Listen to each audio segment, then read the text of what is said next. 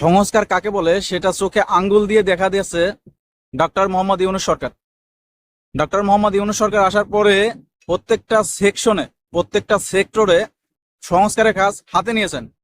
আর তাদের সহযোগিতা করছেন বৈষম্য বিরোধী ছাত্র আন্দোলনের নেতারা বা সমন্বয়করা। সাধারণ ছাত্রীরাও তাদের সঙ্গে আছেন।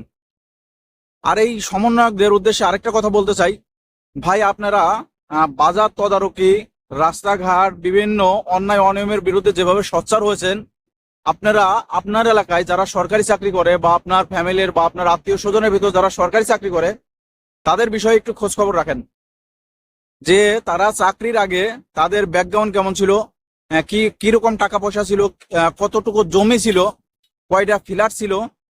আর এখন 5 বছরের ব্যবধানে, মাত্র 5 বছর চাকরি নিয়েছে বা 2-3 বছর চাকরি নিয়েছে, এর ব্যবধানে তারা লক্ষ লক্ষ টাকার মালিক হলো কিভাবে। বা আপনার পরিবারেরও যদি কেউ, আপনার ভাই, আপনার চাচা, আপনার বাবাও যদি এরকম সরকারি চাকরি করে থাকে, তারা এত টাকা পয়সা দিচ্ছে কিভাবে, আপনারা সুন্দরভাবে লাইফ স্টাইল লিড করতেছেন, এভাবে কিভাবে সম্ভব? কারণ একটা সরকারি চাকরি বাংলাদেশে কতই বা বেতন, 25, 30, 35, 40 হাজার টাকা। এটা তো এখন একটা সংসার চালাতেই মানে হিমশিম খেতে হয়, সেখানে সুন্দর লাইফ স্টাইল লিড করবে কিভাবে? এরকম যদি খোঁজ নিতে থাকেন, দেখবেন 2, 4, 6 মাস, 1 বছর, 2 বছর পরে কিন্তু সোনার বাংলাদেশ গড়তে সক্ষম হবেন।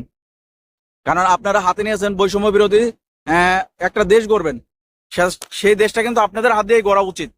সবাই কিন্তু আপনাদের দিকে তাকিয়ে আছে। তো এই কারণে আপনাদের উদ্দেশ্যে কিন্তু এই কথাগুলো বলা, যদি আপনারা এই কাজগুলো হাতে নেন তাহলে কিন্তু মানুষ আপনাদের আরো বাহবা দেবে।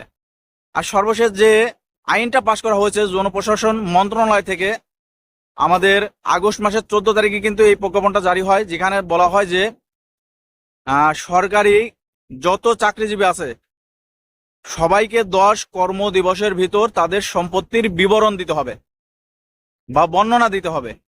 অলরেডি 15 থেকে 16 দিন বা 20 দিন পার হয়ে গেছে, এখন এটা এখনো দেশে কিনা সেটা কিন্তু এখনো সামনে আসে নাই। যদি দিয়ে থাকে তো ভালো, আর দেওয়ার পরে যাদের সম্পত্তি অনেক দ্বিগুণ বেড়ে গেছে, 10 গুণ বেড়ে গেছে, তাদের অবশ্যই আইনের আওতায় আনা উচিত, যাতে করে তারা কিভাবে সম্পত্তি অর্জন করেছে সেটা বিষয় জানা যায়।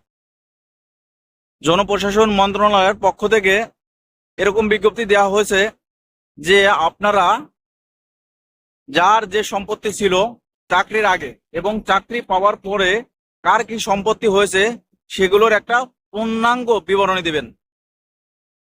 এরকম একটা প্রজ্ঞাপন কিন্তু বাংলাদেশের আইনেও আছে, যে চাকরি নেওয়ার আগে কার কি সম্পত্তি আছে, কার কি ব্যাকগ্রাউন্ড, কার বাবা কি করে, এরকম কিন্তু বিবরণী দিতে হয়। আর সেই বিবরণী কিন্তু 5 বছর অন্তর অন্তর দিতে হয়। সেটা যার মাধ্যমে, যে কর্তৃপক্ষের মাধ্যমে চাকরি নেয়, সেই কর্তৃপক্ষের মাধ্যমে সরকারের কাছে পৌঁছে যায় সেই বিবরণীটা। কিন্তু বাংলাদেশের আইন তো আপনারা জানেনই, সব মানে একটা সাইকেল ভাবে, রিসাইকেল, বাইসাইকেল ভাবে, রোটেট ভাবে কিন্তু সবাই দুর্নীতির সঙ্গে জড়িত হয়ে যায়। এই কারণে কিন্তু সরকার এই বিষয়ে পদক্ষেপ নিতে পারে না। আমাদের দেশে যে দুর্নীতি দমন কমিশন আছে, দুদক, তাদেরকে স্পষ্টভাবে কাজ করতে হবে। আর তাদের যে জনবল, এটা আরো 10 থেকে 20 গুণ বাড়ানো উচিত। কারণ দুদকে আপনারা কয়জন চাকরি করতে দেখেন, কয়টা কর্মচারী আছে সেখানে, কয়টা কর্মকর্তা আছে, তারা সারা বাংলাদেশের যে পরিমাণ দুর্নীতি, এগুলো কন্ট্রোল করে কিভাবে, এগুলো তদন্ত করবে কিভাবে? এই কারণে বলবো দুদকে জনবল বাড়ানো হোক। আর এই দুদককে মানে এমন ভাবে একটা জায়গায় রাখা হোক যেখানে সে নিজে স্বতঃস্ফূর্তভাবে কাজ করতে পারবে, নিজে ফ্রি ভাবে কাজ করতে পারবে, নির্বাহী কোনো চাপ থাকবে না। তখন কিন্তু দেশের সব যে অন্যায়, অনিয়ম, দুর্নীতি, ঘুষ, সুদ, এরকম কিছু আছে, সবগুলোই কিন্তু নির্মূল করা সম্ভব হবে। তো দর্শক, এই বিষয়ে আপনাদের মন্তব্য কি? মন্তব্যটা জানার জন্য কিন্তু ভিডিওটি তৈরি করা। যারা ভিডিওটি দেখছেন অবশ্যই আপনাদের মন্তব্যটা জানিয়ে যাবেন।